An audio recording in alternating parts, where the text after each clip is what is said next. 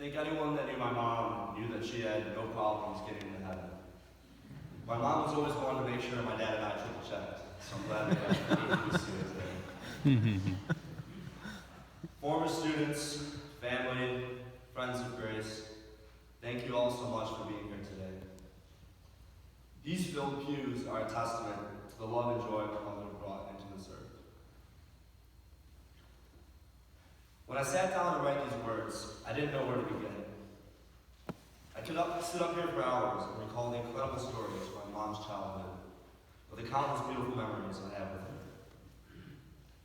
I could share some of the touching messages my father and I received over the last week, of how my mom had changed people's lives. But I could hear my mom's advice ringing in my head, simple and elegant. So I'll try to keep things simple. Elegant, I can promise. When my dad and I had to fill out her death certificate, one of the lines was occupation. In Taiwan, my mother ran a family business in the local market at age 15. She worked in factories and as a nurse. She trained hundreds of volunteers at Lifeline, a Jesuit crisis counseling center helping those suffering from anxiety, depression, abuse, and domestic violence. As a chaplain at the University of Chicago hospitals, she provided pastoral care to patients and families awaiting life-saving organ transplants. As a certified pastoral counselor, adjunct professor at Catholic Theological Union, and co-director of the Institute for Sexuality Studies, she educated hundreds of priests, religious, and lay people from around the world so that they could go back home and better help their communities. On top of it all, she taught Chinese language, Qigong, reflexology, calligraphy, cooking, and mindfulness classes to countless of students of all ages. So when my dad and I saw the short blank after occupation, we naturally didn't know what to put. After some deliberating, we decided on teacher. Her role as a teacher was the common theme across all her roles in life, whether it was with priests in China or children here in Wilmette. It was through her teaching and guidance that she touched so many lives. Thus, in honor of my mother as teacher, or Chen-McClone, as many of her students called her, and in an attempt to keep things simple and elegant, I'd like to share the 3 greatest lessons I learned from her.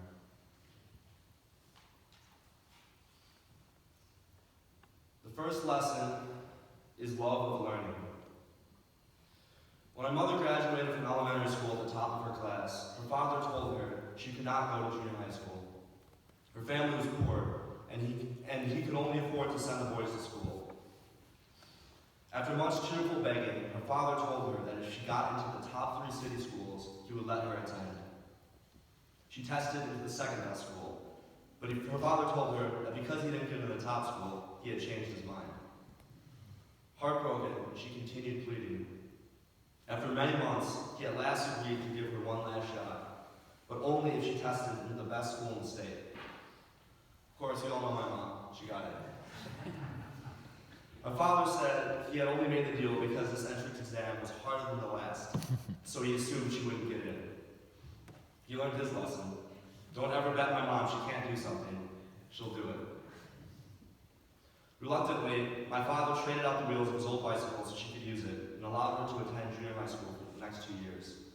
Despite having to work every night and weekend at the market, she recalls these as the 2 happiest years of her childhood. Her love of learning never waned.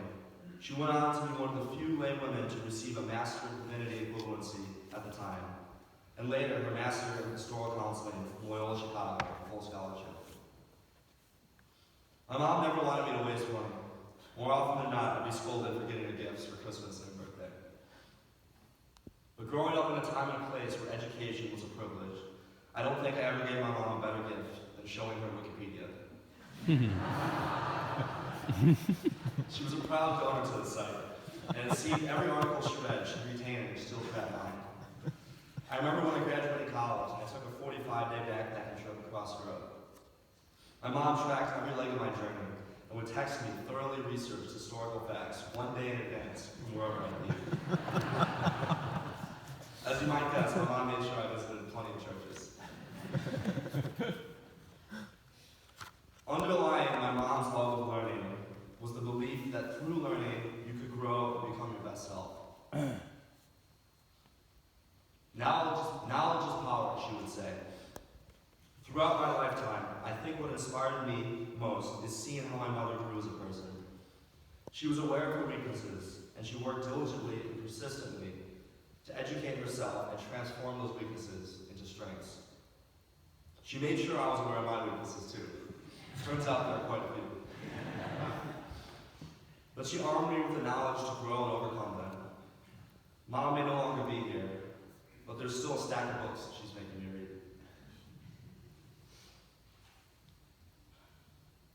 The second lesson is courage. The courage to do what is right and the courage to follow your dreams. The story I'm about to share, a few have heard. One day, while my mom was working in the market, her sister came crying, telling her that her younger brother was at the police station. When she asked why, her sister explained that the brother had been getting beaten by their father, and he tried to defend himself.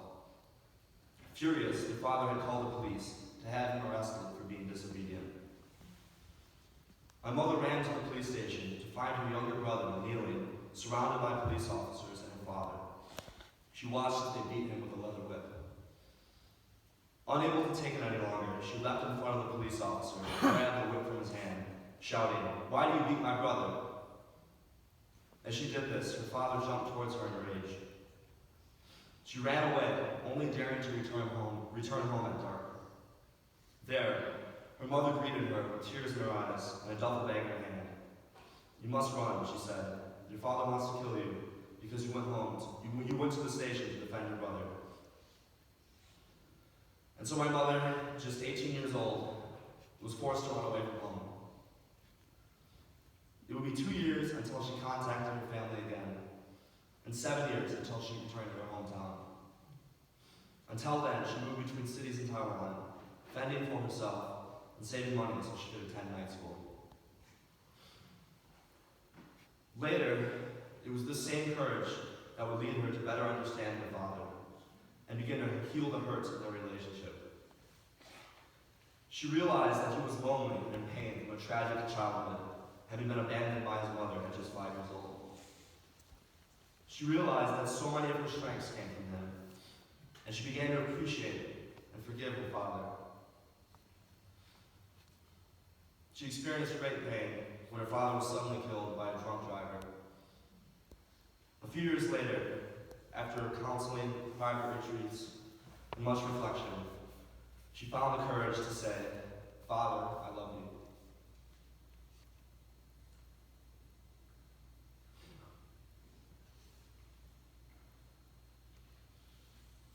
Armed with her tremendous courage, my mom would later make a solo trip to the United States in pursuit of her dream, to deepen her knowledge of clinical pastoral education so she could better educate her community in Taiwan. With an opportunity at the University of Chicago, she flew here in March of 1986, knowing no one and with little money in her pocket. She had never seen snow before. I remember her telling me when she arrived, she thought some terrible apocalyptic event had happened because there were no leaves on the trees and everything looked dead. Perhaps the greatest testament to her courage is that she chose to spend the next 30 winters in Chicago.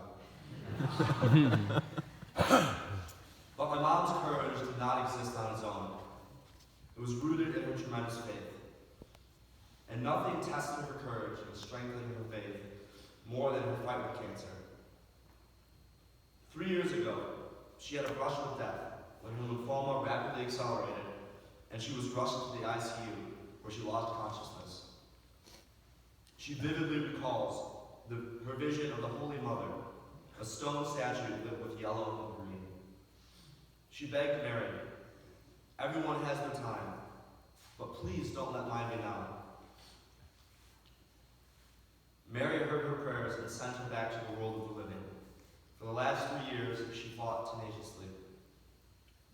A couple months ago, as I painfully watched her health deteriorate, I gently suggested that there were things she still wanted to do in life, Now would be a good time.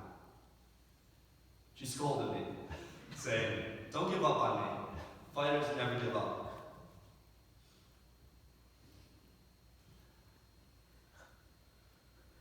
The third lesson is service through self-sacrifice. My mom was devoted to service to others in all that she did. But as her only child, there was no one for whom she sacrificed more for. My mother was pregnant with me. She had an offer to return home to Taiwan and run a hospital. Despite this tremendous opportunity, she decided to turn it down and stay in America. Why? Because she believed that I would have a better future here if I was raised in the States. So my mom told my dad, "Let's stay in America. But if we're staying here, you're getting a doctorate degree." So when I was born, my mother put aside her career dreams so that she could raise me.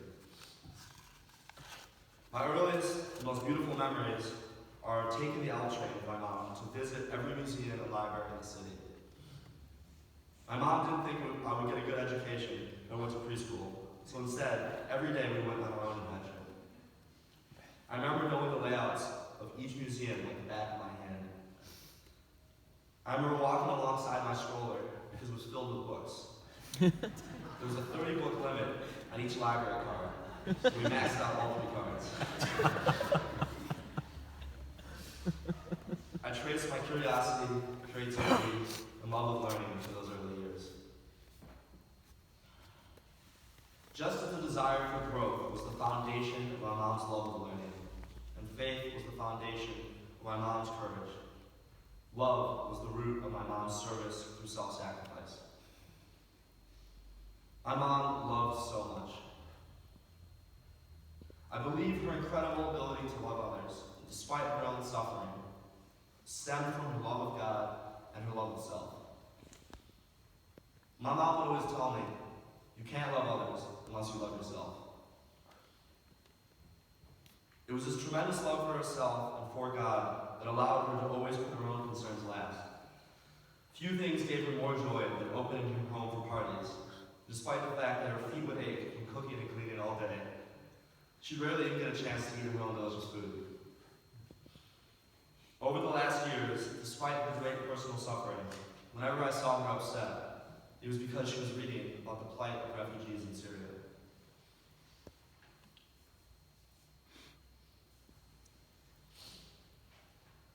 There is no greater joy for a teacher than watching her students apply her lessons in life.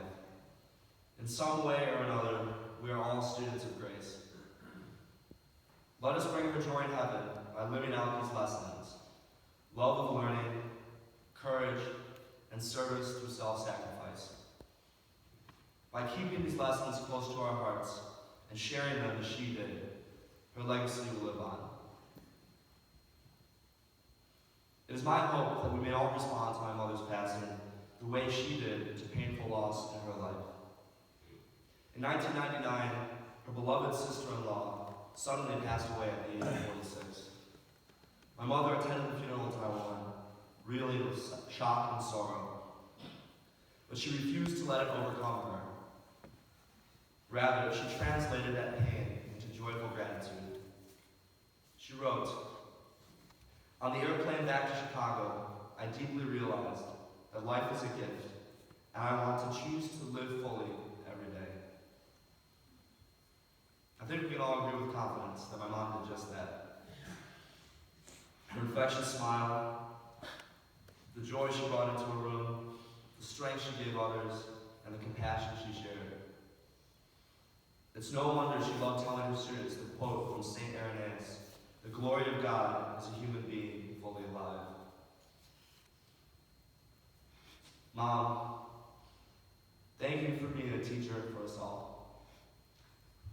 Thank you for showing us what it means to be fully alive every day. We will never forget you. Love you always, Mom.